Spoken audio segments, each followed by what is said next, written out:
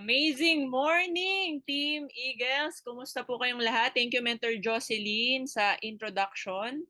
And of course, thank you, Mentor Erica Soreda, Mentor Ikay, for inviting me dito sa inyong Kickstart. Okay, so, pakilala po ko sa inyong lahat. I'm Mentor Shane De Leon, one of the Emerald Elite Executives ng company and founder of Dream Team under Team MVP. No? And right now, married, syempre, sa aking pogi at nag-iisa lang syempre, my husband, Mentor Kinix, and kapartner ko po dito sa negosyo na ginagawa natin. And of course, meron na rin po tayong 2 kids. Pero sino po ba si Mentor Shane bago po tayo na-involve sa I Am Worldwide? So before po tayo na-involve sa ganitong business, I'm a licensed dentist by profession. I graduated from UP Manila and nag-top 2 rin tayo sa May 2013 Dentistry Board Exam sa buong Pilipinas. So just like what I've always say, lagi ko 'tong paulit-ulit, no, puro dating walang datung. Okay, bakit? Kasi right after ko pong maging licensed dentist, wala po akong enough capital to put up my own clinic. Kaya ang nangyari, nag-work muna po tayo as an associate dentist sa isang dental clinic dito po sa Manila. And alam ko po na napakahirap ng buhay ng isang empleyado, 'di ba? Marami dito for sure mga empleyado or dating empleyado na makaka-relate, 'di ba? Ang problem natin para tayo nasa rat race. Yung paulit-ulit lang trabaho sa sahod, tapos gagastusin, walang matitira, madalas kulang, kaya naiipon yung utang. 'Di ba? Hindi savings yung naiipon. Ganyan po ako ng empleyado ako. Kaya naman nagpray ako ng isang opportunity na pwedeng magpabago ng takbo ng buhay ko. And nakilala ko po ang network marketing. Nakilala po natin ang I Am Worldwide. To cut the long story short, nag-change po tayo ng career. Dumating po tayo sa point na nag-decide tayo kung ano ba talaga yung pwedeng magdala sa atin dun sa pangarap nating buhay. Kasi ganun po kasi ako eh. Ako kasi hindi ko po patatagalin or hindi ko po gagawin ng isang bagay na hindi ko naman nakikita yung future ko doon. Nung naintindihan ko po yung network marketing, especially nung nakita ko po tong I Am Worldwide, dito ko po nakita na malinaw 2020, 'di ba? 2020 vision kung ano yung magiging future ko. Kaya ito na po yung ginawa nating career. So it doesn't matter kung maganda yung pinag-aralan ko kasi maraming nagsasabi sa akin sayang naman yung pinag-aralan ko daw. Graduate pa daw ako sa UP and then maganda daw yung course ko. Maganda naman talaga pero ako naniniwala ko walang aksidente sa mundo. Lahat ng nangyayari sa atin may purpose. And dito kasi ako nilagay ni Lord. Naniniwala ko na pinakilala niya sa akin ang network marketing for a purpose. Okay, kaya right now, ito na po yung ginagawa natin full-time profession. Okay, ito na po yung full-time career natin. And I'm so excited na maturo po sa inyo yung mga natutunan natin sa ating more than 10 years ng experience sa ganitong business. Okay, so sa ilang years na ginagawa natin ito, kumbaga nalaman natin kung ano ba yung mga kailangan at mga importante na dapat ginagawa natin para mapalaki natin itong negosyo na sinimulan natin. Okay, so simulan na po natin. Ayan, bakit pala meron yan? Okay, so skip na natin yung mga results. Okay, kasi nasabi naman na yan kanina. So mag-focus na tayo dun sa topic natin. Okay, so ang topic po natin ay ang tinatawag nating I Am Life Cycle. Ano ba yung I Am Life Cycle? A sequence of activities that a distributor must go through in his or her I Am career to achieve time and financial freedom. 'Di ba? Sabi dun sa topic how to start lang. 'Di ba? Tapos ngayon biglang time and financial freedom. The reason why and for sure kaya mo ginagawa tong negosyo na to kasi nakita mo yung opportunity na pwedeng magbago yung buhay mo. Tama o mali? 'Di ba? And kaya naman, pakinggan mo mabuti. Okay, ano yung mga kailangan mong gawin step by step para dumating tayo dun sa point na kung ano yung nararanasan ng mga top mentors natin. Okay, especially yung mga nasa consistent na mga top earners natin or top movers natin sa company. Kung ano yung nararanasan nila, maranasan din natin. Okay? So wala po talagang sikreto. Ang lahat po tinuturo dito sa I Am Worldwide. Wala pong tinatago. Kailangan lang po natin i-apply lahat ng ituturo sa atin ng mga mentors. Okay? So simulan natin sa you. Okay? Ano yung you na yan? Ikaw, tayong lahat. Okay? So alam niyo po ba na 95% ng success natin nakadepende sa atin. Okay? 5% lang sa mga mentors at sa ibang tao, sa family natin, sa friends natin, sa mga colleagues natin. Lahat po or majority po nakadepende sa atin. Okay? Alam niyo po ba nung pumirma tayo nung distributor form, 'di ba nagpirma tayo ng registration form nung yung nag-sign up tayo or nag-member tayo sa IM Worldwide. 'Di ba ang nakalagay naman doon, independent distributor form. Okay, wala naman nakalagay doon dependent to mentor form. Meron po ba nakalagay na gano'n? Wala naman, 'di ba? So meaning to say, yung negosyo pala natin dapat hindi natin inaasa sa iba. Okay? Bakit? Kasi pag tayo nagkaroon ng resulta, tayo naman po yung makikinabang. 'Di ba? Pag tayo nagkaroon ng sasakyan, sino po magda-drive? Yung mentor po ba natin o tayo? 'Di ba? Pag tayo nakabili ng bahay, ng mansyon, sino pong titira? 'Di ba? Yung mentor po ba natin or tayo? 'Di ba tayo po? Pag tayo nagkaroon ng cheque, 'di ba? Nagkaroon tayo ng income, sino po yung magki-click niyan bukas, 'di ba? Kasi cut off po today. 'Di ba sino po yung mag-e-encash ng cheque? 'Di ba tayo po?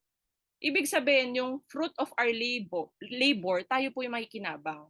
Okay? So dapat po magkaroon po tayo ng sense of responsibility. Okay na sa atin po nakasalalay yung negosyo na ginagawa natin. Yung mentor natin, guide lang natin siya.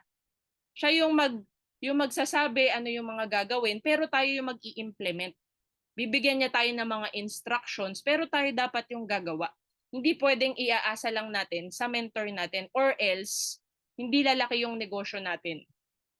Okay? So, learning po mga mens, malinaw po yung kailangan natin maging mindset as we start the business. Okay? Pangalawa, kailangan ma-establish natin yung why natin sa negosyo.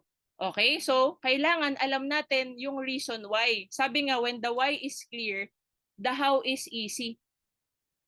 Alalahanin mo, bakit mo ba ginawa yung I Am Worldwide? Bakit ka nag-join? Okay? Kailangan malinaw yan sa'yo. And kailangan laliman mo. Okay? Kasi pwedeng, baka mababaw lang yung dahilan mo. Kasi baka gusto mo lang magka-extra income. 'Di ba? Baka gusto mo lang, wala lang, gusto mo lang ma-try yung barley. 'Di ba? Or gusto mo lang ng new friends. 'Di ba? Or wala ka lang talagang magawa, gusto mo lang pagkakaabalahan. 'Di ba? Paano kung na-bored ka na? Pwede mo tong i-stop. 'Di ba? Paano kung meron ka ng ibang nakitang extra income kasi bawa tingin mo dito extra income lang ay may nakita ka pang ibang extra income, pwede mo tong i-stop, 'di ba? Pero kung dito nakasalalay yung buhay ng family mo sa negosyo na to, 'di ba? I think walang makakapigil sa iyo para gawin mo tong business na to. So kailangan i-establish mo. Okay? So there's this story of a fox and a rabbit. Okay, so isang araw, kwento ko po sa inyo tong fox and rabbit, no? May dalawang fox. Okay, so malapit ng mag-lunch time, nagugutom na silang dalawa. So ang ginawa nung isang fox, sabi niya dun sa friend niya, bro, malapit ng mag-lunch time. Nakita ko meron ako nakitang rabbit na chubby doon. Yung cute na rabbit, nakita mo yung tumatakbo na rabbit doon. Sige nga, hulihin mo yun at yun yung gagawin nating lunch. Sabi nung isang fox, yun lang ba? Napakadali naman, bro. Wala bang mas mahirap na challenge? Diba? Ilang beses na akong nakakain ng rabbit. Diba? Ilang beses na ako nakahuli ng rabbit. Okay, so ginawa nung fox, nagpakitang gila siya doon sa friend niya, hinabol niya yung rabbit. Alam nyo ba, gabi na, nalipasan na sila ng gutom, hindi pa nakahabol nung isang fox yung rabbit. 'Di ba? So napagod yung fox, bumalik na lang siya dun sa kaibigan niya. Napagod na siya, hindi niya nahabol eh. So sabi niya dun sa friend niya, bro, ang hirap, di ko nahabol yung rabbit, sobrang bilis. 'Di ba, bro, ano ba yan? Akala ko ba malupit ka? Akala ko ba mabilis ka? Bakit di mo nahabol? Eh, ang liit-liit lang naman ng rabbit na yun. Sabi nung Fox, "No bro, you don't understand.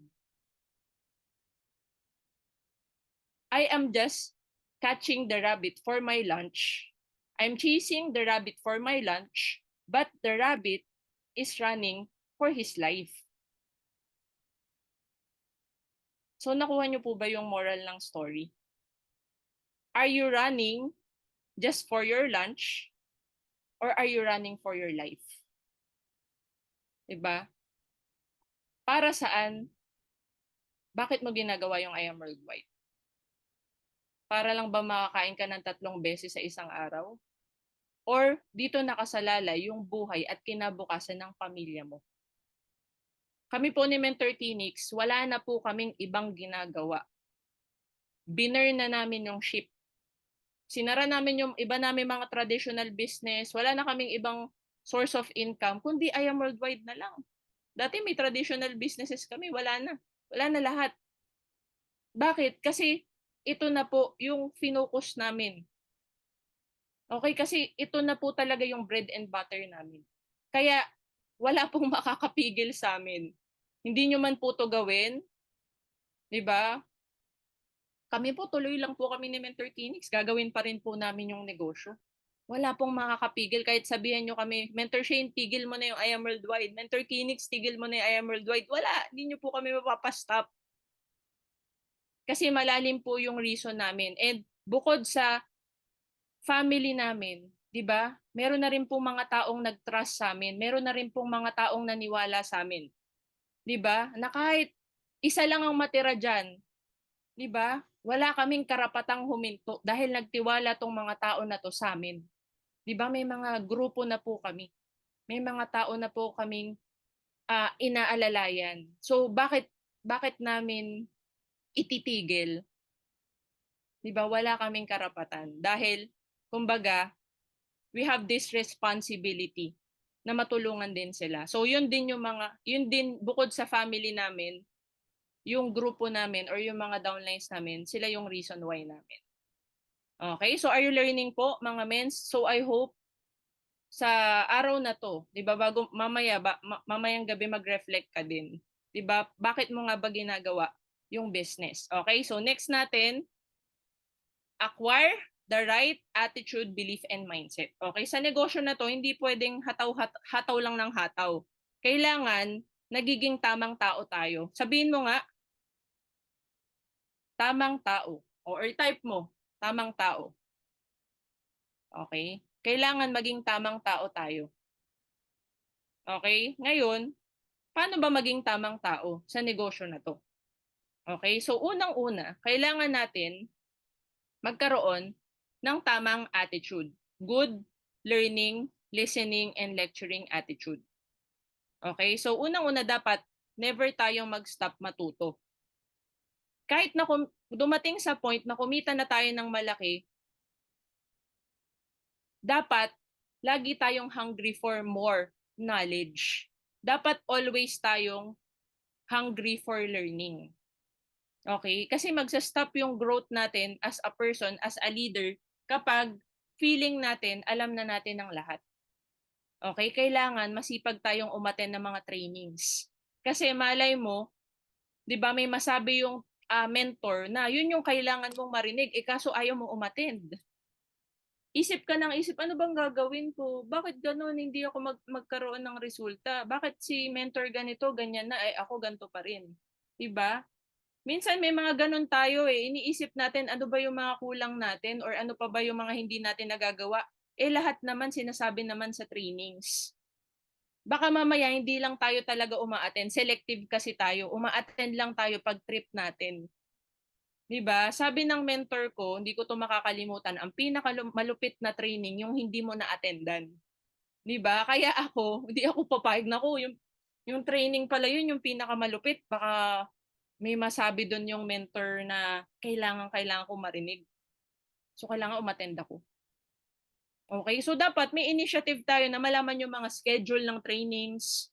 Hindi yung tatawagan ka pa ng mentor, 'di ba? I-chat ka, lahat na ng ways para makontak ka para lang umattend ka ng training, tinag ka pa, minention ka pa sa live, 'di ba?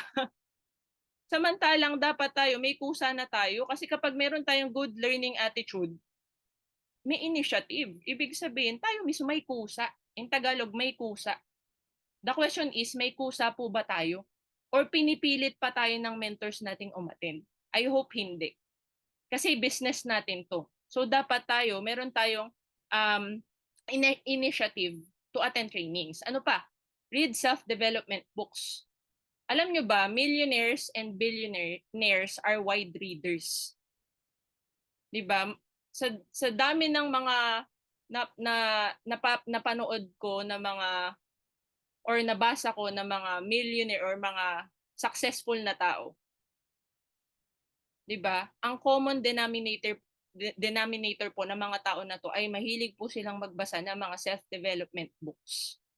Kaya po ako, ever since pumasok po ako sa network marketing, 'di ba? Nag-spend talaga ako ng time na magbasa ng mga libro, 'di ba? Kung kaya ko nga po makatapos ng 1 book per month, mas maganda. Okay, para meron akong ma-improve sa self ko. Okay? So kapag ikaw sinabihan ka ng mentor mo, oh, basahin mo na yung law of leverage. Basahin mo na yung rich dad poor dad. Basahin mo na yung cash flow quadrant. O basahin mo na yung ano pa ba yung pinapabasa sa atin? 'Di ba? Ang daming books na pinapabasa sa atin ng mga mentors natin. Tapos tayo sinasabi natin, hindi kasi ako mahilig magbasa. O 'di ba? So doon pa lang wala na tayong good learning attitude. Kasi yung self-limiting belief natin, yun yung umiiral. Kasi hindi tayo mahilig magbasa, so hindi na tayo magbabasa. Itandaan nyo, nasa negosyo po tayo. Kailangan na dinedevelop natin yung sarili natin. So paano tayo mag improve kapag hindi tayo willing matuto? Tama. Kaya pag yung mentor mo may mga sinasuggest basahin, basahin mo kasi makakatulong yun sa iyo eh. 'Di ba? Especially law of leverage. Sino na dito yung nakabasa ng law of leverage? Type 1. 'Di ba? Sinong hindi pa nakakabasa, o wag mo nang i-type.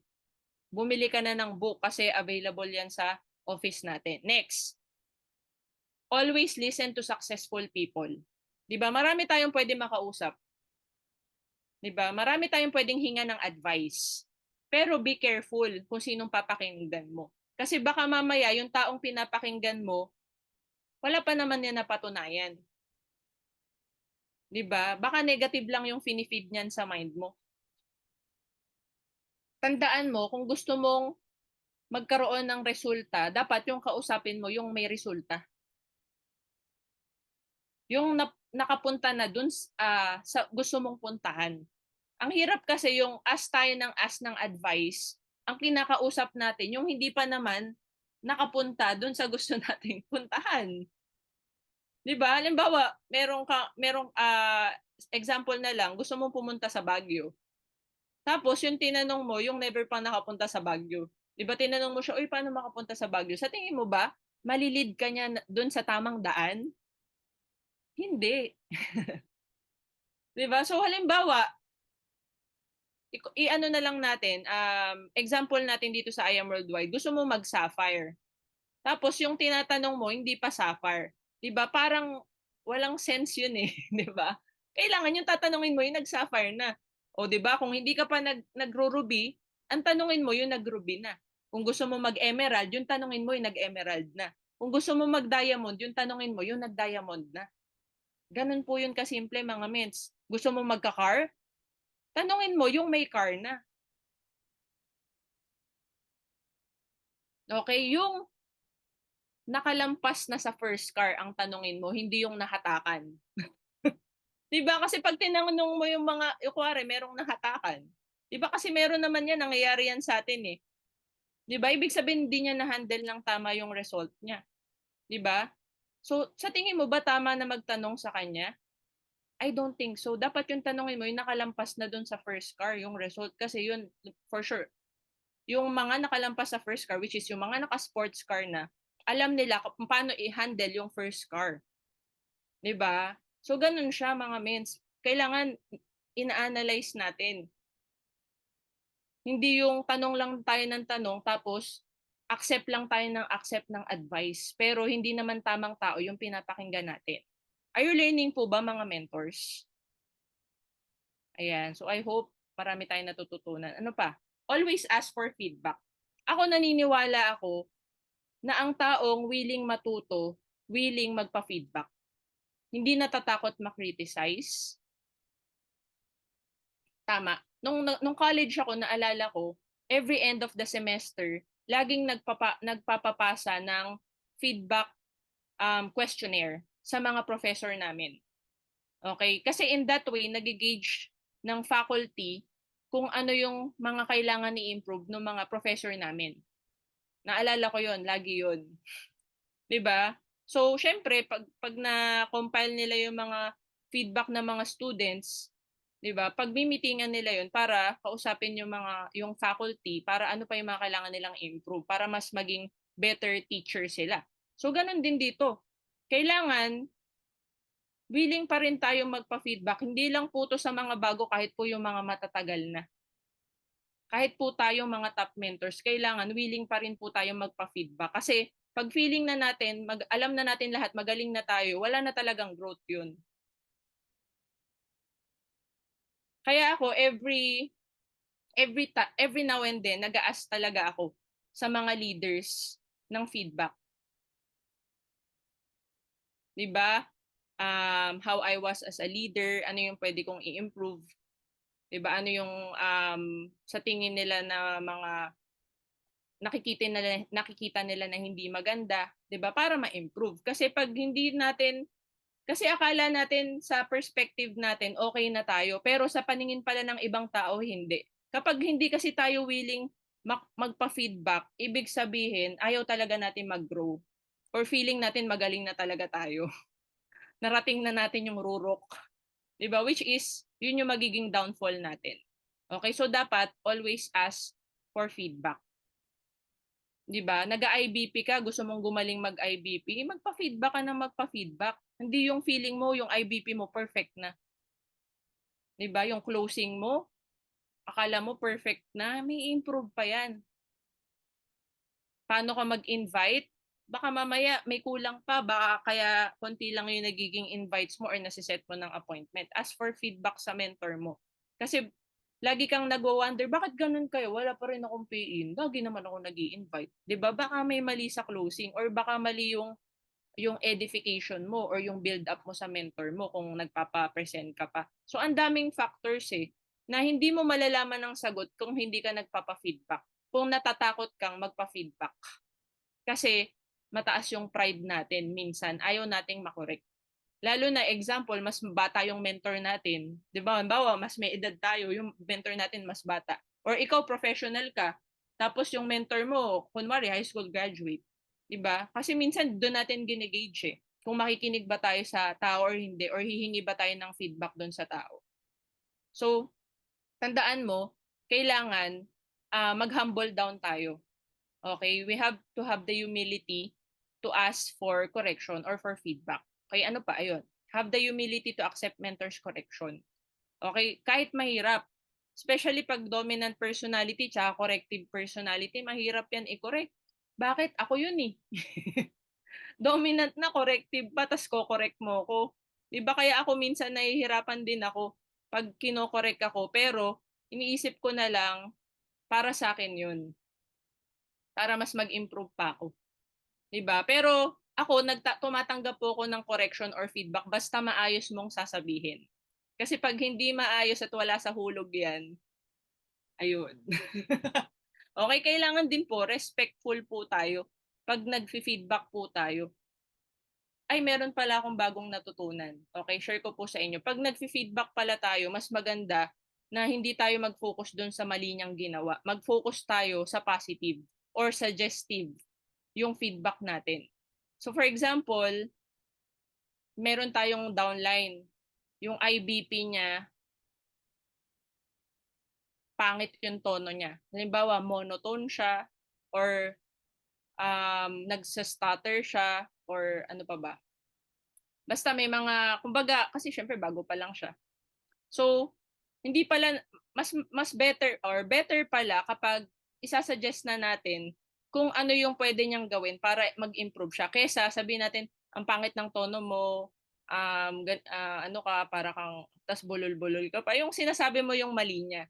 Ang pwede nating sabihin is, um, okay yung ano, yung IBP mo, pero mas maganda sana kung ita-try mo na yung energy, itaas mo or yung magsa-suggest ka na. 'Di ba? Instead na sasabihin mo lang kung ano yung mali niyang ginawa. So, ang tawag doon, feed forward technique. Okay, so nabasa ko lang sa isang book. Okay, kasi kapag ang tao kinorek mo na sinabi mo agad yung mali niyang ginawa, nagiging defensive siya. Nagiging defensive siya, 'di ba? Or example, instead na sabihin mo na, "Uy, alam mo mali yung ginawa mo kanina. Dapat ganito, ano yun eh, hindi maganda eh, ganyan ganyan." Kumbaga inano, inattack mo na agad siya eh, 'di ba? Ang pwede mo na sabihin, "Uy, mens, next time pala mas maganda kung ganito yung gagawin natin. Para ganito, ganyan ganyan." Okay? So nakuha niyo po mga men. So yun, sample lang naman yun. Pag nagfi-feedback tayo. Okay? 'Di ba? Wala pa talaga yung ano, how to invite dito, no? Attitude pa lang tayo. Okay, next. Empty cup. Lahat tayo nag-start sa I Am Worldwide walang alam. Okay? Meron ba dito magaling na agad nung pumasok sa I Am Worldwide or sa network marketing? Okay, dapat dito empty cup tayo. Alam nyo ba, kahit na po nag-network na ako before, 5 years po ako sa previous company ko, nag-humble down po talaga ako sa mentor ko. Nag-empty cup ako. Kasi kung ako magmamagaling ako, 'di ba, wala na ako matututunang bago. Okay? So, imagine niyo na lang po yung cup na 'to. Okay? Kapag yan po puno ng tubig tas sinalinan mo ng tubig, ano mangyayari dun sa tubig? Kung puno na yan to begin with, aapaw siya. Masasayang yung tubig, matatapon. So, parang yung knowledge na ini-impart or tina-try isalin sa atin ng mga mentors natin, kapag feeling natin magaling na tayo, wala na talaga. Hindi natin, wala tayong bagong matututunan. Kasi feeling natin alam na natin lahat. So, dapat hindi tayo acne. Okay, ano yung acne? Alam ko na yan. Kailangan empty cup tayo. Okay, kaya po nung bago po ako dito, inadapt ko lang po kung ano yung culture ng MVP, ng I Am Worldwide. Ano ba yung mga ginagawa dito? Ano ba yung mga activities dito? Magpa-plug in ako, aaralin ko. 'Di ba? Observe ko kung paano ba ginagawa yung I Am Worldwide business. So ganun po tayo nag-start. Okay, another thing, kailangan maintindihan mo, na yung negosyo natin, wag natin gawing komplikado. Copy business lang, mga ments. Kung ano yung ginagawa ng mentor mo, yun yung dapat kokopyahin lang natin. Kung ano yung hindi niya ginagawa, 'di ba? Wag na natin gawing komplikado. Tama ba? Copy business lang. Paano mag-IBP yung mentor mo? O, di yun ang kopyahin natin. Wag na tayo mag-formulate ng uunahin pa natin yung iiba, interchange pa natin yung slides, di ba?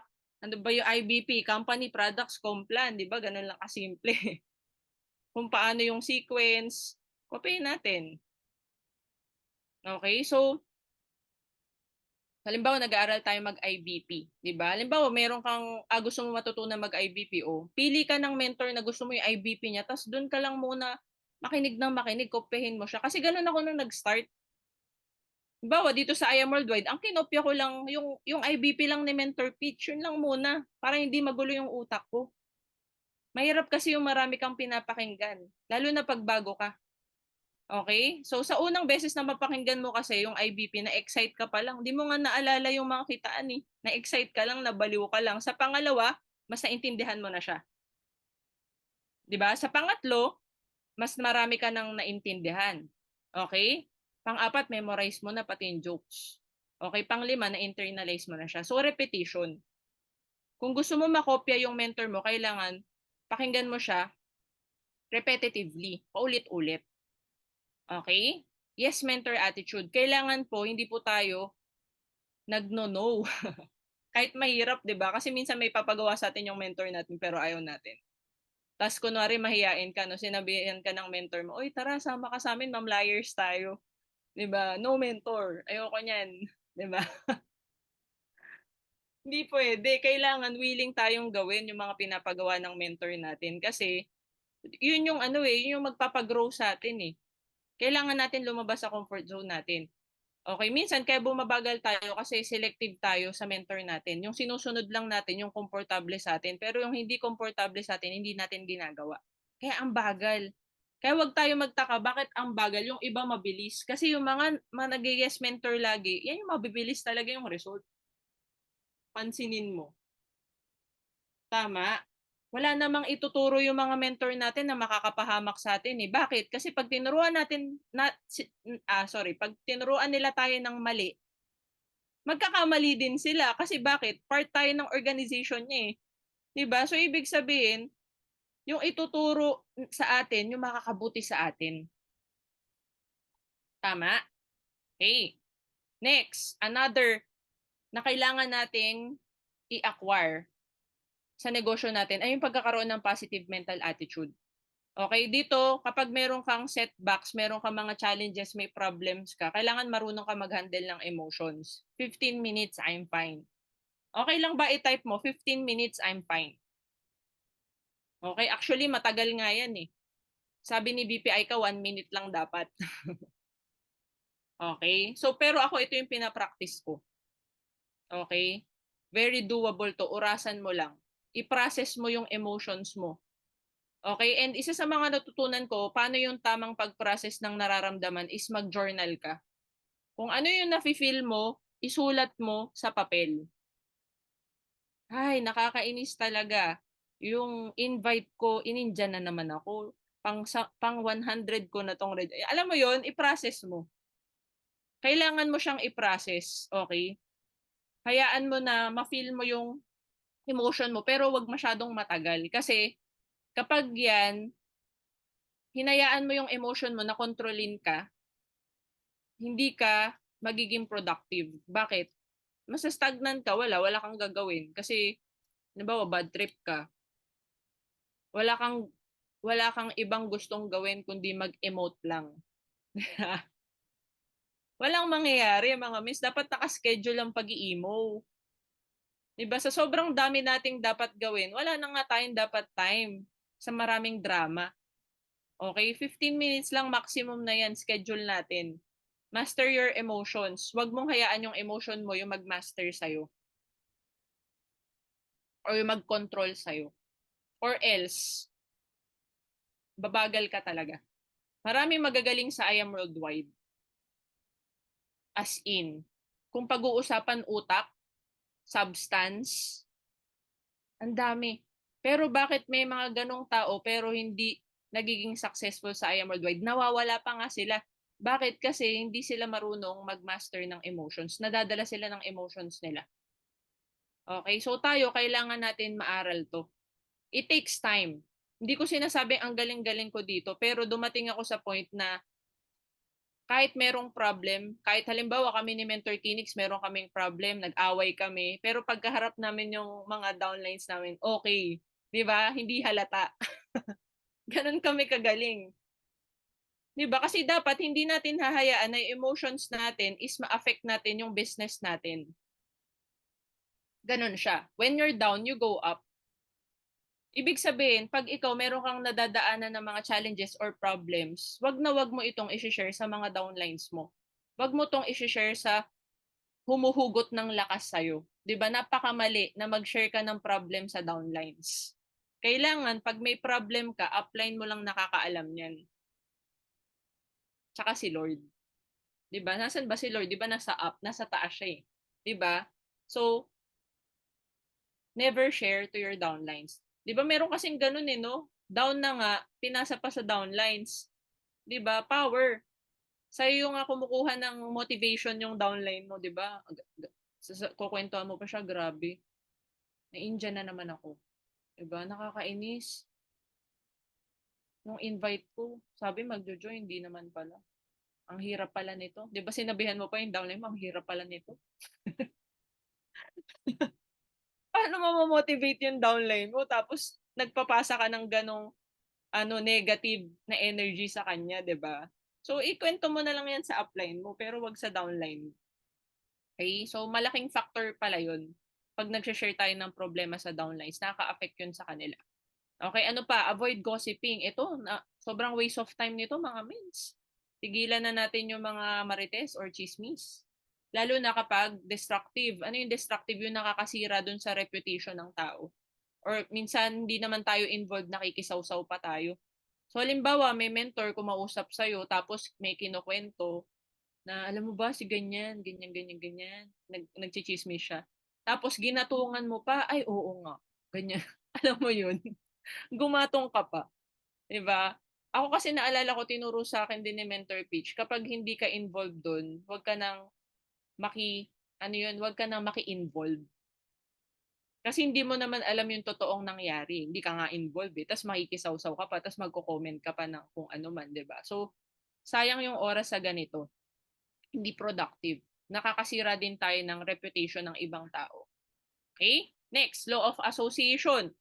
'Di ba kung gusto mong maging positive talaga, kailangan sumama ka sa mga taong positive, hindi 'yun sa mga tao na down na rin. Naghanap ka pa yung mga ano na din, yung mga alam mo 'yun, halimbawa nag-iisip ka na parang hirap ng I am worldwide, ang hirap pala nito, 'di ba? Ngayon maghahanap ka ngayon ng kakampi. Maghahanap ka ng mga tao na nararamdaman mo medyo parang pawala na. Tapos nagkukumpul-kumpul kayo, gumagawa kayo ng group chat, tapos sinasabi niyo na yung mga hindi magagandang nangyayari, sinisiraan niyo yung upline, yung company, lahat na, yung products, lahat na, kumbaga lahat nirereklamo niyo. Nag-aano kayo, nagkukumpulan, 'di ba? Pero be careful, be mindful. Baka mamaya nasa mali kang group, nasa mali kang environment, mali pala yung mga sinasamahan mo. Baka yung mga pawala na kaya mawawala ka na din soon. 'Di ba? So dapat yung hanapin mo na environment, yung mga on fire, yung mga positive, yung mga pinag-uusapan pangarap, goals, paano mahihit yung mga targets.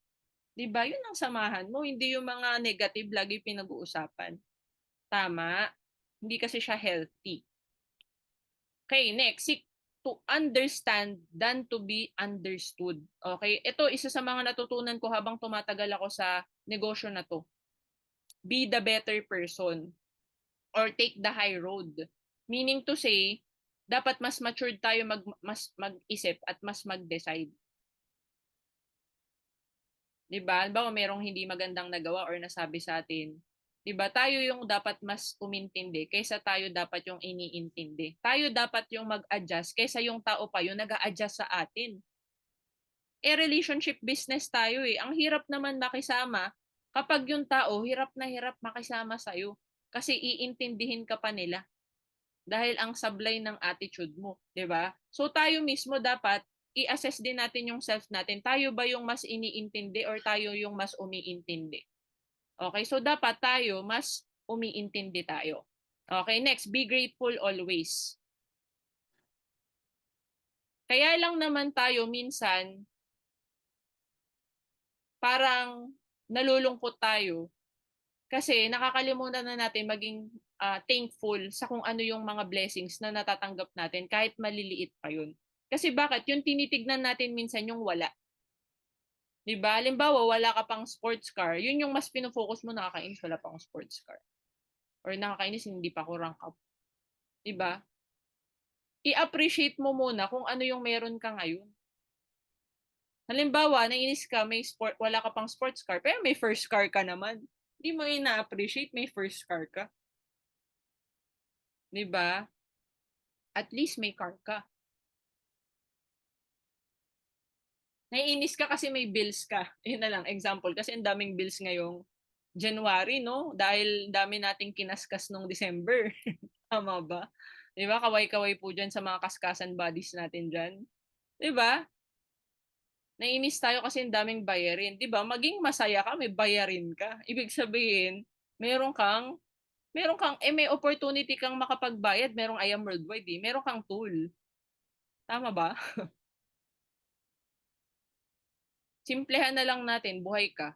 Nung nagising ka, buhay ka, humihinga. 'Di ba? Yun pa lang, be grateful na. Tapos pagtingin mo sa pagkamulat ng mata mo, nakita mo may bubong yung bahay mo, be grateful. Yung iba walang bubong, butas-butas. Tumutulo ang bubong. Or yung iba, wala talagang bahay. 'Di ba? Tapos pagpunta mo sa kitchen or sa ang tawag doon? Saan nga ba kumakain? Nakalimutan. Sa dining area, sa dining room. 'Di ba? May pagkain, may food ka. Yung iba nga walang food eh. 'Di ba? Yung mga ganun ba, yung mga simpleng meron tayo na nakakalimutan na natin kasi minsan ang hinahanap natin yung mga wala. Okay, so be grateful. O tas ano pa, hinahanap mo yung nawawala mong downline or yung mga nag-quit. 'Di ba? O wag mo nang hanapin. Ang i-appreciate mo yung nandiyan sa yung kasama mo pa. Tama ba? Be grateful. Okay, i-practice natin 'yon na bago tayo ma-feel bad, i-appreciate muna natin kung ano yung mga meron tayo. Tama ba? Okay. Sige. Next. Belief. Siyempre number one, si God. Mahirap maging successful sa ganitong business nang hindi ka naniniwala na may Diyos. Pangalawa, na hindi ka naniniwala na lahat ng blessings nanggagaling sa kanya. Lagi mong tandaan, lahat ng meron tayo, lahat ng magkakaroon tayo galing sa kanya. And sino ba naman ama ang hindi ibibigay ang gusto ng kanyang anak? Okay? So maniwala tayo na kapag tayo nag-ask, maniwala tayo, we will receive. 'Di ba sabi, ask and you shall